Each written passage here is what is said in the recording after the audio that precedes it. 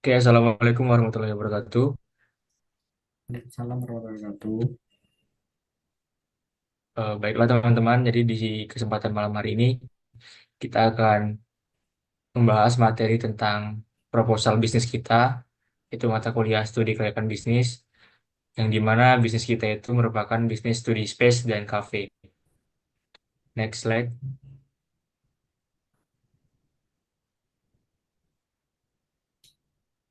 Jadi ini merupakan anggota dari kelompok 3, yang dimana ada Putri Nirmala Anjasari, ada saya sendiri Andika, ada Ahmad Suroto, ada Sita Restiani, ada Ririn Olivia, dan ada Lisa Kusuma Dewi.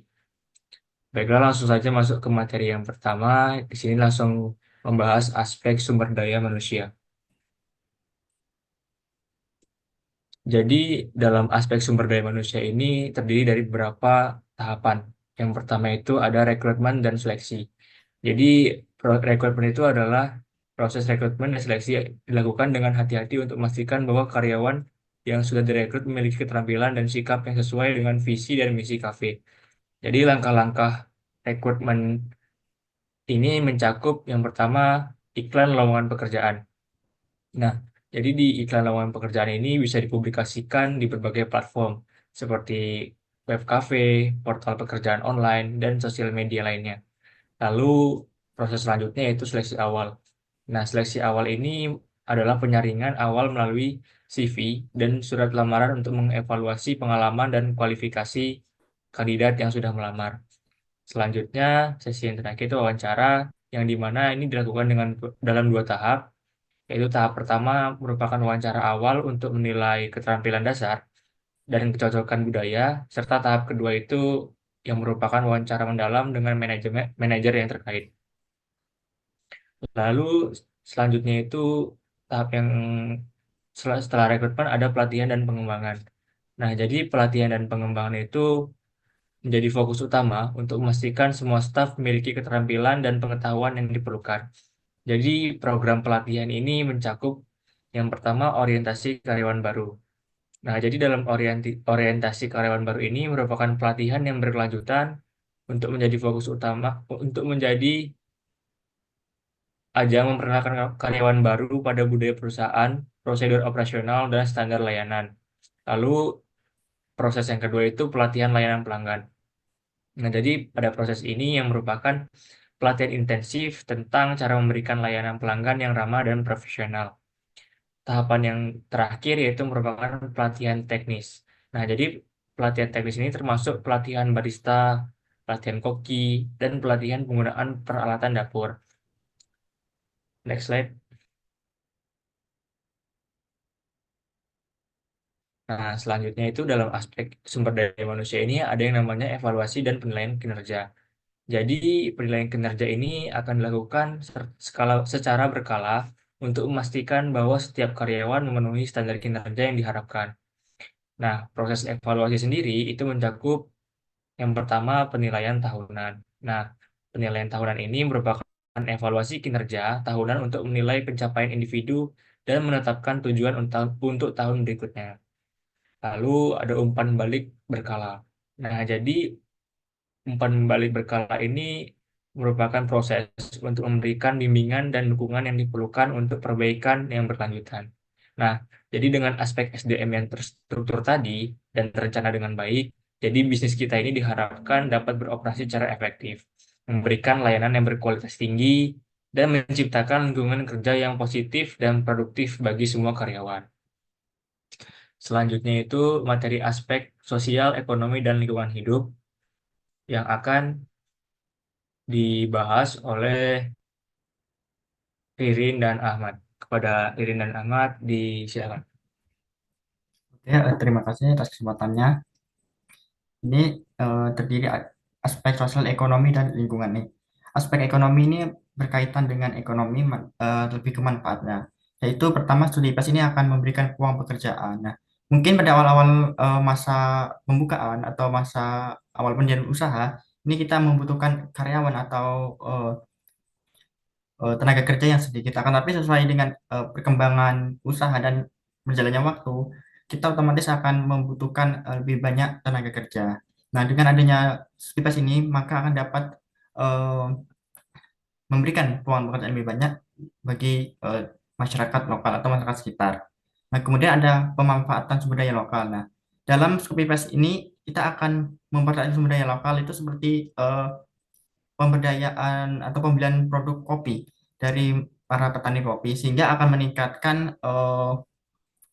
pendapatan dan juga meningkat kesejahteraan para petani kopi. Kemudian ada mendorong pertumbuhan ekonomi. Ya. Dengan adanya peluang pekerjaan dan juga pemanfaatan sumber lokal dari kopi tadi, sehingga ini akan meningkatkan pertumbuhan ekonomi daerah sekitar. Kemudian ada kemudian keempat adalah kontribusi terhadap pendapatan nasional. Nah, dengan rutin dan taat membayar pajak, kita akan juga mendorong pendapatan eh, nasional. Dalam ekonomi ini ada beberapa hambatan yaitu fluktuasi harga. Nah, fluktuasi harga ini akan dapat mempengaruhi keuntungan margin kita. Misalnya fluktuasi harga ini seperti kenaikan harga kopi yang disebabkan oleh karena ketidakpastian panen, cuaca iklim yang berubah, atau pada saat kendala distribusi dan sebagainya. Nah, kemudian ada kendala perekrutan dan pelatihan. Nah, kendala pelatihan ini dalam melakukan perekrutan dan pelatihan ini kita pasti akan membutuhkan dana yang lebih besar. Oleh karena itu, ini kita butuh melakukan pelatihannya dengan cara yang seefisien mungkin. Kemudian ada persaingan pasar. Nah, kita ketahui bahwa kafe ini persaingannya sangat ketat. Akan tetapi di Bengkulu ini sepertinya kita belum ada seperti kafe tetapi juga tempat untuk belajar. Mungkin ada juga tidak terlalu banyak. Nah, kemudian ada perubahan kebijakan pemerintah. Contoh kebijakan pemerintah ini seperti perubahan dalam kebijakan pemerintah ini seperti perubahan dalam peraturan pajak atau peraturan bisnis bisa berdampak pada operasi dan juga keuntungan usaha. Kemudian ada manajemen keuangan. Nah, dalam mengelola cash flow ini pada awal berdirinya ini pasti akan jadi kendala kita usaha-usaha yang kecil. Nah, untuk memastikan bahwa cash flow tetap menguntungkan dalam jangka panjang, kita bisa menggunakan jasa manajemen keuangan atau jasa konsultan sebaiknya. Kemudian ada aspek sosialnya. Aspek sosial ini aspek yang berdampak sosial, aspek atau keuntungan sosial kepada masyarakat sekitar. Nah, itu ada pertama ada peningkatan interaksi sosial. Ini berpotensi menjadi pusat komunitas dan mobilitas interaksi sosial yang lebih insentif. Ini bisa karena mahasiswa itu dapat berkumpul dan juga ada interaksi dengan para pekerja yang kerja situ juga sehingga terjadi interaksi. Kemudian ada tempat pemberdayaan masyarakat lokal. Nah, dengan pemberian peluang kerja dan pelatihan, Cafe Suli ini dapat berfungsi pada pemberdayaan ekonomi masyarakat lokal. Ini dapat membantu meningkatkan kesejahteraan sosial, ekonomi masyarakat. Nah, pada akhirnya dapat berfungsi pada pembangunan sosial yang inklusif dan berkelanjutan. Kemudian ada pendidikan dan pelatihan. Studi kelas ini akan menyediakan tempat belajar seperti juga menyediakan tempat belajar dan juga menyediakan tempat untuk melakukan seperti workshop, webinar atau pelatihan-pelatihan informal lainnya. Kemudian kita juga akan dapat membangun budaya belajar. Nah, pengembangan budaya belajar dengan menyediakan ruang yang kondusif untuk belajar, kafe studi kelas ini dapat membantu mempromosikan budaya belajar dan pengetahuan. Ini dapat berfungsi pada pengembangan sumber daya manusia dan peningkatan produktivitas masyarakat sekitar. Mungkin mungkin itu saja ya. Selanjutnya akan dilanjutkan oleh Ririn. Baiklah, terima kasih Ahmad. Melanjutkan materi dari Ahmad, yaitu aspek AMDAL atau aspek dampak lingkungan. Yang pertama itu adalah kualitas udara. yang mungkin terjadi ketika membangun studi kafe itu yang pertama dampaknya adalah peningkatan polusi udara dari penggunaan AC dan asap dapur. Yang mana mitigasi dari dampak ini yang pertama memasang sistem ventilasi dan filter udara yang efisien untuk mengurangi polusi, menggunakan peralatan dapur berbahan bakar ramah lingkungan dan hemat energi, serta melakukan perawatan rutin pada AC dan ventilasi untuk memastikan efisiensi kerja. Selanjutnya,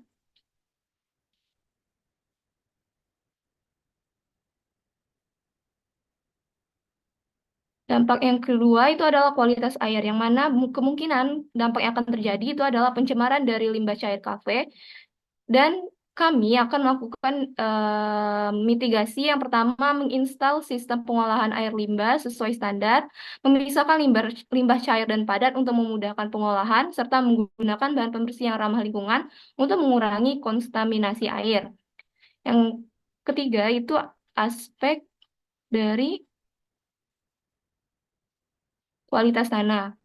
Kemungkinan dampak yang terjadi itu adalah kontaminasi tanah dari sampah organik dan non-organik.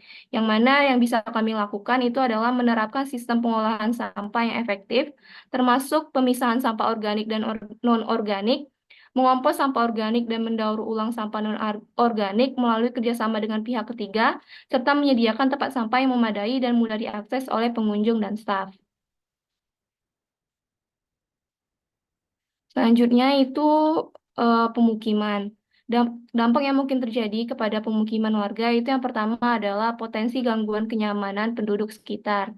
Mitigasi yang dapat dilakukan itu adalah yang mendesain bangunan yang estetis dan ramah lingkungan, mempertimbangkan dampak visual dan akustik, dan yang kedua itu mengatur parkir dengan baik untuk menghindari kemacetan dan juga gangguan lalu lintas, serta menerapkan kebijakan zero waste untuk mengurangi volume sampah yang dihasilkan. Selanjutnya, Selanjutnya itu partisipasi publik.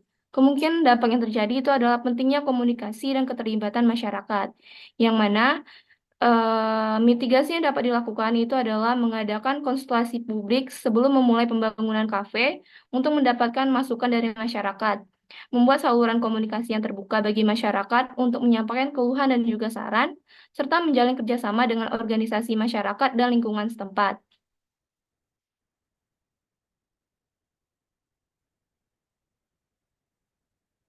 Selanjutnya itu adalah peluang kerja. Dampak dari analisis ini yang pertama adalah penciptaan lapangan kerja baru, yang mana mitigasi yang dapat dilakukan itu adalah menyediakan pelatihan dan pengembangan keterampilan bagi karyawan, memberikan prioritas perekrutan kepada warga lokal untuk mendukung ekonomi setempat, serta menyediakan program magang bagi pelajar dan mahasiswa untuk mendapatkan pengalaman kerja. Next. Next, yang selanjutnya itu adalah keselamatan kerja. Dampak yang mungkin terjadi itu adalah risiko dalam kecelakaan kerja. Mitigasi yang dapat dilakukan dengan memberikan pelatihan keselamatan kerja kepada seluruh karyawan, menyediakan alat pelindung diri atau APD dan memastikan penggunaannya, serta melakukan inspeksi rutin terhadap peralatan dan fasilitas untuk memastikan keselamatan operasional. Selanjutnya, dan yang terakhir ini adalah kepatuhan hukum dan perizinan. Sebelum membangun studi Space Cafe, kami memastikan semua perizinan lingkungan telah diproses sebelum operasional berlangsung, dan memastikan semua regulasi hukum di Kota Bengkulu, tempat kami mendirikan studi kafe studi space, terlaksana dan melakukan audit lingkungan secara berkala untuk memastikan kepatuhan hukum. Potensi keterlambatan atau penundaan operasional akibat proses perizinan yang belum lengkap dapat diminimalkan dengan mengurus semua izin yang diperlukan dari instansi terkait sejak awal perencanaan proyek, serta berkonsultasi dengan ahli lingkungan untuk memastikan kelengkapan dari ketetapan dokumen perizinan sesuai dengan peraturan yang berlaku. Demikian materi dari saya, selanjutnya akan dibacakan oleh Putri Nirmala.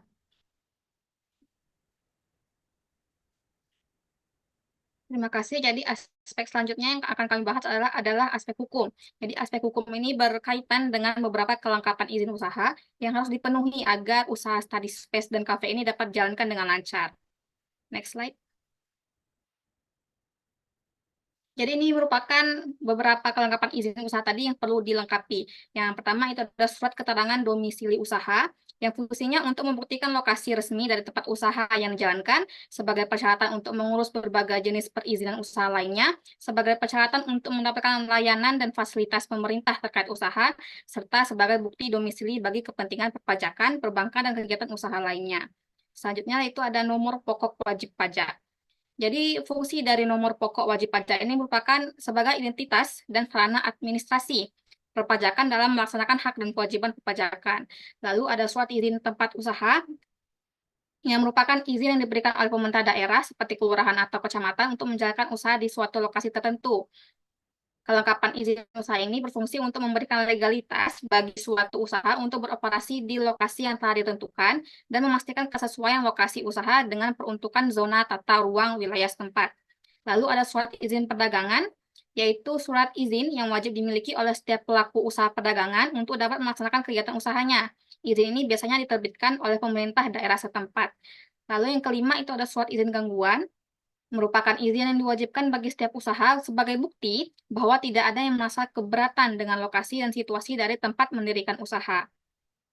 Yang keenam ada surat izin mendirikan bangunan, yaitu izin yang wajib dimiliki oleh setiap orang atau badan yang akan mendirikan, memperbaiki, menambah, mengubah, atau merobohkan bangunan.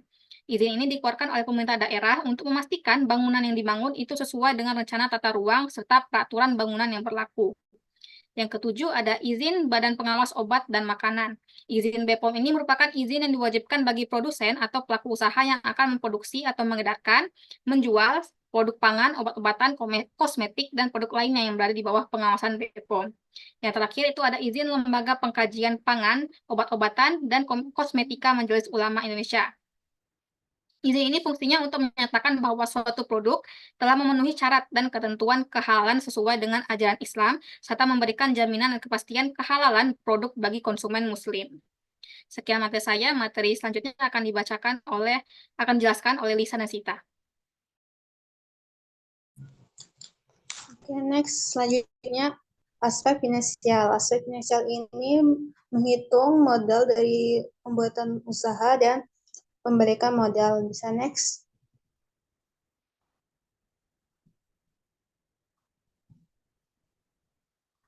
Nah, yang pertama penghitungan aset. Nah, di aset ini ada beberapa bidang. Yang pertama itu adalah sewa bangunan, peralatan dapur, tabel kasir, ada kursi dan meja. Totalnya adalah 77.815.000. So next.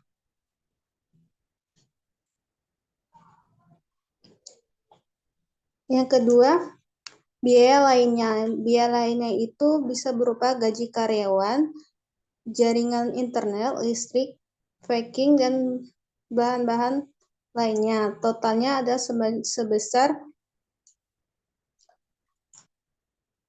215.000. Next. Next.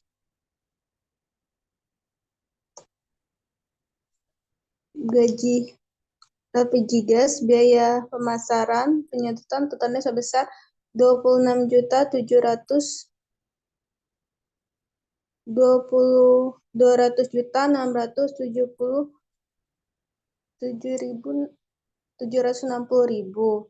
Selanjutnya, rekalkulasi kebutuhan bahan berupa aset plus biaya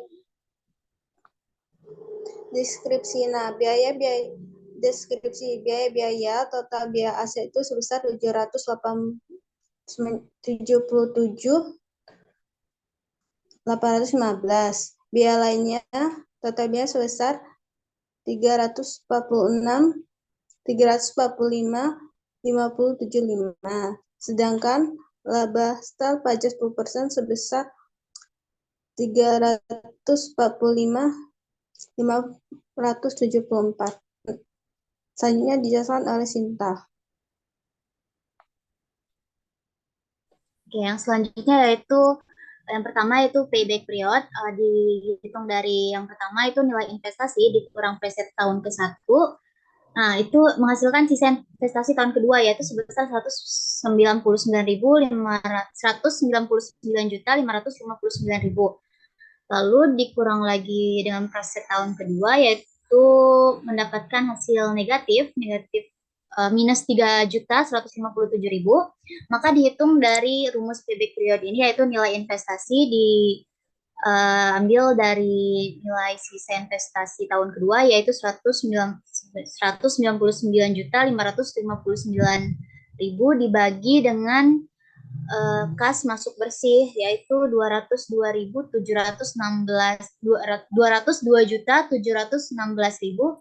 dikali 12. 12 ini maksudnya 12 bulan, jadi hasilnya 11,81. Jadi payback period untuk investasi ini itu selama 1 tahun 11 bulan 25 hari. Slide selanjutnya.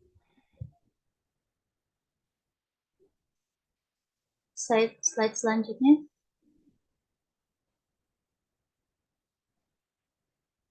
Oke, untuk yang materi selanjutnya yaitu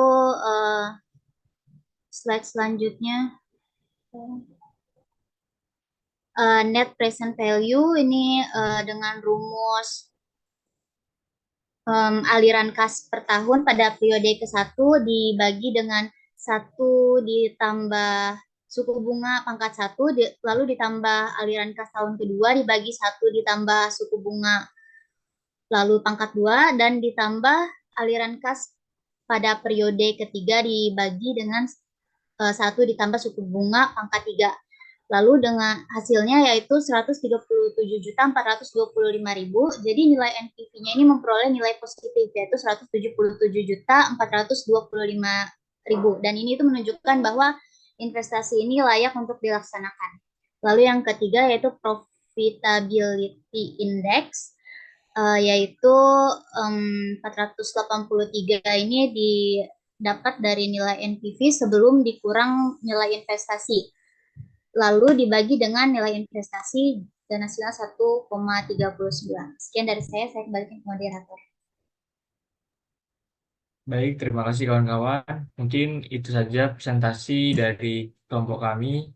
Kurang lebihnya kami mohon maaf. Kami akhiri. Wassalamualaikum warahmatullahi wabarakatuh.